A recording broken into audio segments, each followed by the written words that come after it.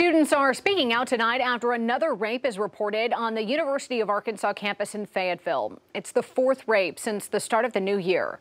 5 News reporter Veronica Ortega has that story.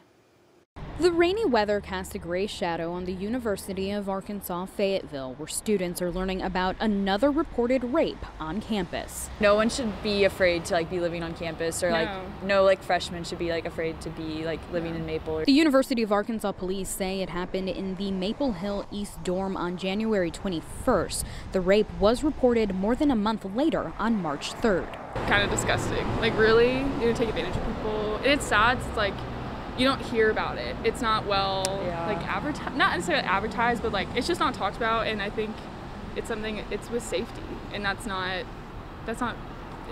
right. According to Captain Gary Crane, the victim and suspect are both 18 years old. He says they knew each other and were interacting socially before the assumed crime was committed. I mean, it's unacceptable, number one.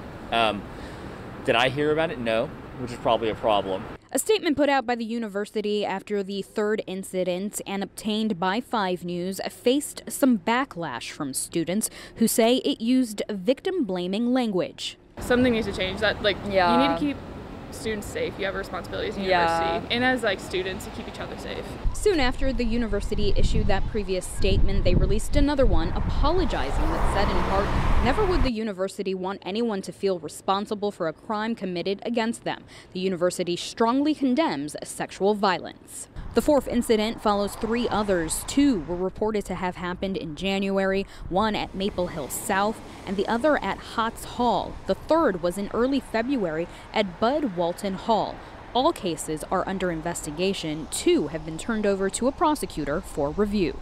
It has to do with the university holding people accountable and maybe changing policies. As a student body, changing the culture of we want to support these people and believe them and just show them love. In Fayetteville, covering news where you live, Veronica Ortega, 5 News. Now, we reached out to the university for comment on this 4th incident on campus. They have yet to issue a response to our request.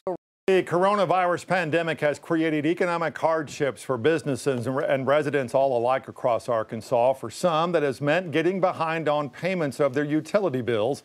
5 News reporter Allie Lynch tells us how several electric companies are offering to help their customers who are in desperate need.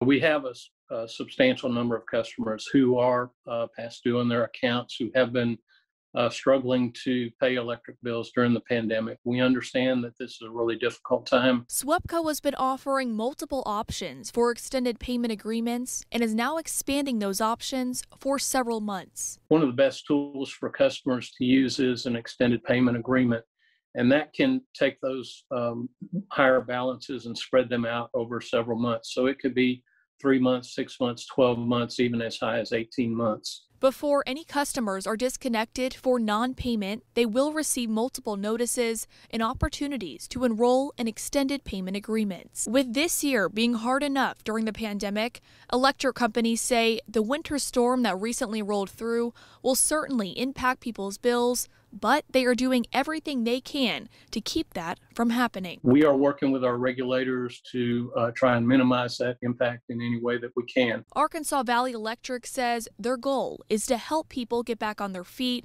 and not add another burden to their lives. We understand that everyone has suffered and struggled through it, and we don't want folks to have any extra nervousness about how they're going to pay their electric bill. Reach out and talk to us and we'll help you through it.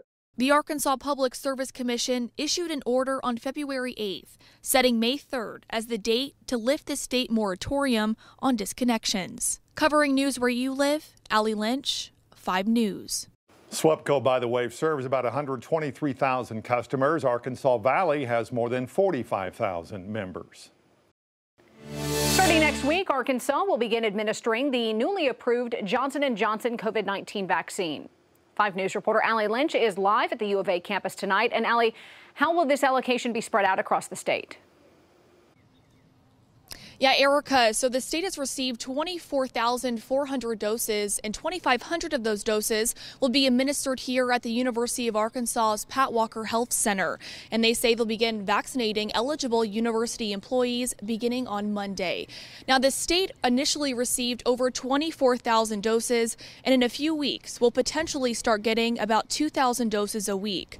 Dr. Jennifer Dillahay with the Arkansas Department of Health says as production ramps up, the goal is to include many more vaccinators and have